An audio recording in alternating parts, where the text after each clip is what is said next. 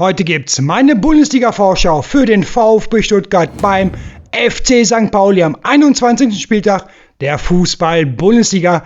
Hallo liebe VfB-Fans, schön euch wieder auf Werners Fußballecke begrüßen zu dürfen. Ja, am Samstag 15:30 Uhr trifft der FC St. Pauli zu Hause auf den VfB Stuttgart. Dazu gibt's wie immer meine VfB Stuttgart Prognose mit allen wichtigen Infos rund um diese Partie. Dazu natürlich auch die mögliche Stuttgart-Aufstellung von Trainer Sebastian Hoeneß und zum Schluss auch mein Bundesliga-Tipp für den FC St. Pauli gegen den VfB Stuttgart. Holt Stuttgart seinen dritten Bundesligasieg in Folge? Deine Prognose ab in die Kommentare. Ja, wenn du ein echter VfB-Fan bist, dann like mein Video, abonniere Werners Fußballecke und aktiviere die Glocke, dass du auch kein Stuttgart-Video mehr von mir verpasst. Bevor wir uns gleich natürlich ausführlicher über die mögliche VfB-Startelf unterhalten, gibt es erst noch ein paar echt interessante Fakten rund um St. Pauli und natürlich den VfB Stuttgart. Hier sehen wir die aktuelle Fußball-Bundesliga-Tabelle vor dem 21. Spieltag. Und ja, der VfB Stuttgart steht mit 39 Punkten auf einen super 4. Platz. Richtig, das würde die Champions League für nächste Saison bedeuten. Und für mich persönlich gehört Stuttgart auf jeden Fall zu den Top 4 Teams in der Fußball-Bundesliga. Ja, der Gegner FC St. Pauli steht aktuell auf Platz 17 mit 14 Punkten. Und schon krass, wenn man sich das mal so anschaut, der VfB hat fast 3-mal so viele Bundesliga-Punkte wie FC St. Pauli auf seinem Konto. Da sieht man aber auch, wie stark in dieser Saison der Kader von Stuttgart wirklich aufgestellt ist. Jetzt mit einem Sieg beim FC St. Pauli könnte Stuttgart seinen 4. Platz sogar weiter ausbauen. Gut, dabei darf man aber nicht vergessen, Bayer Leverkusen hat noch sein Nachholspiel auswärts beim HSV. Denn solche Spiele wie gegen Pauli jetzt bzw. danach zu Hause gegen den 1. FC Köln oder auswärts dann beim 1. FC Heidenheim sind die Spiele, wo man die Punkte jetzt für die Champions League Plätze holen muss. Bevor dann nämlich die Hammerspiele erst noch kommen, wie gegen Dortmund, Bayer Leverkusen, Eintracht Frankfurt oder natürlich auch das Spiel noch gegen den FC Bayern. Also jetzt die Punkte schon mal einsammeln. Was die VfB-Spieler jetzt aber nicht machen dürfen, den FC St. Pauli zu unterschätzen. Sonst wird das nämlich ein ganz gefährliches Spiel am Samstag werden. Denn auch St. Pauli muss dieses Heimspiel jetzt gegen Stuttgart eigentlich gewinnen.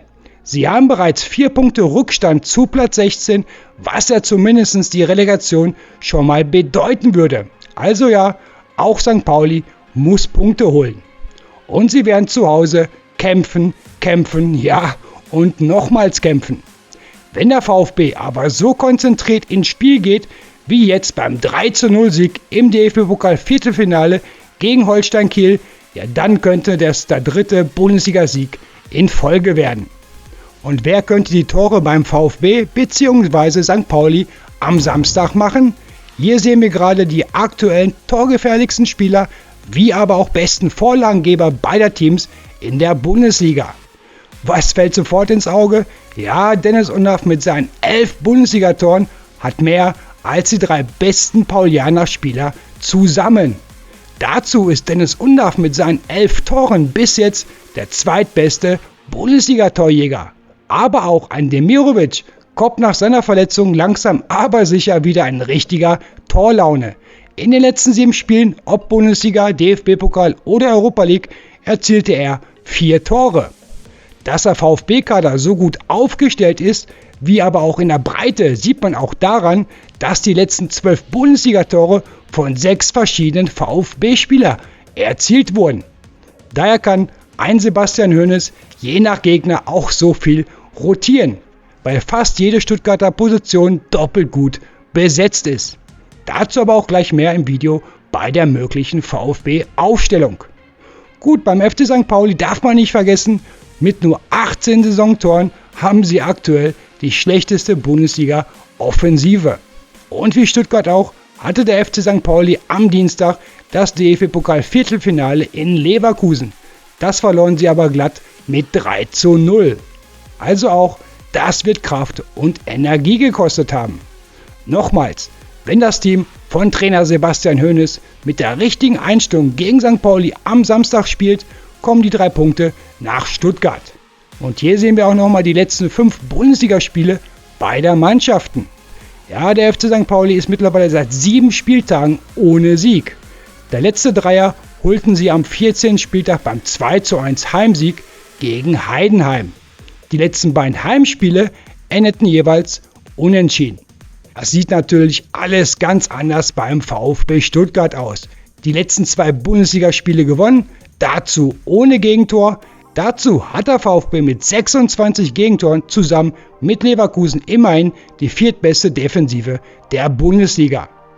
Ein weiterer Superwert: in den letzten 3 Auswärtsspielen erzielte der VfB 11 Tore bei nur einem Gegentreffer.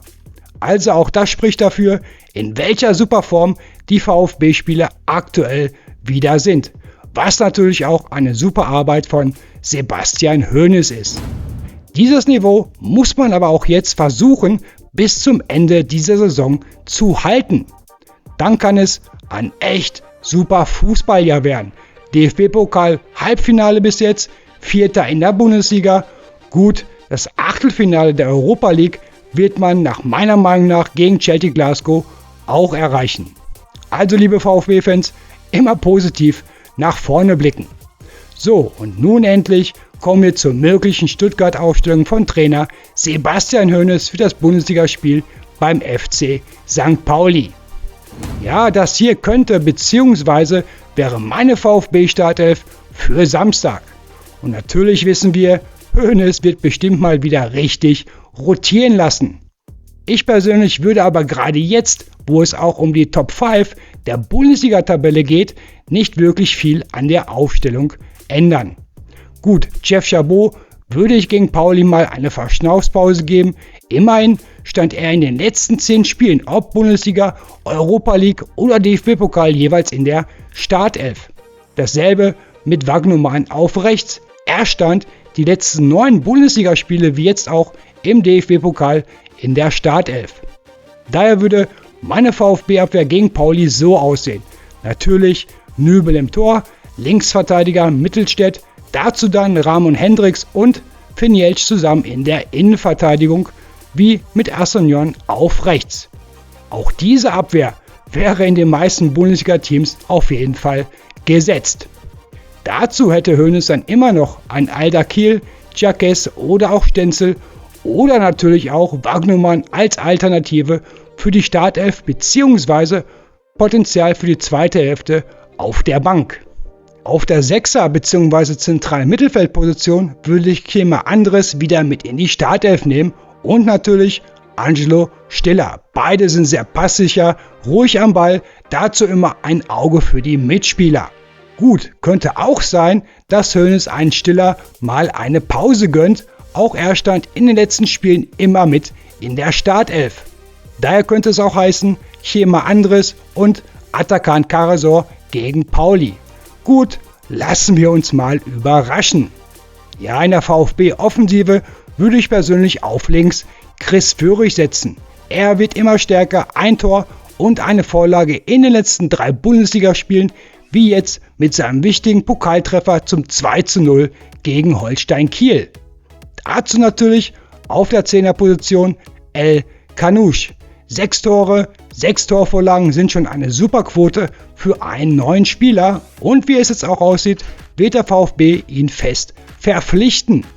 Denn man hat quasi eine Kaufpflicht. Das heißt, wenn El Kanouche 20 Pflichtspiele absolviert hat, und die hat er mittlerweile, beziehungsweise Stuttgart sich in einer akzeptablen Tabellenposition befindet, und das sollten sie am Ende der Saison auch erreichen, die Top 4, dann greift die Kaufpflicht. Das wäre schon mal der erste feste bzw. super VfB-Transfer für die nächsten Jahre. Und auf links würde ich natürlich auf Jamie Leveling setzen.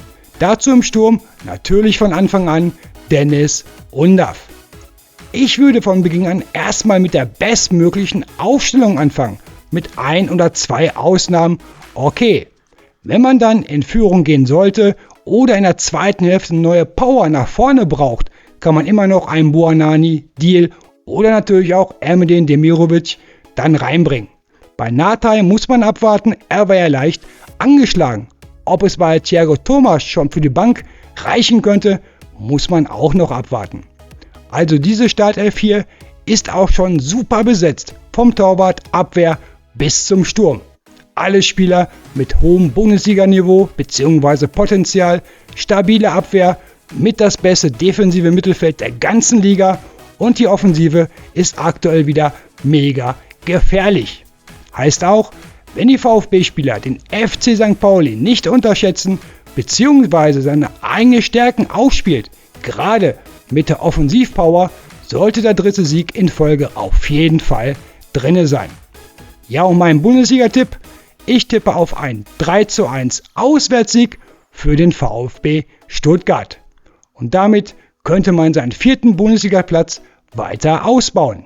Ja, liebe VfB-Fans, wie sieht deine Bundesliga-Prognose für St. Pauli gegen den VfB Stuttgart aus?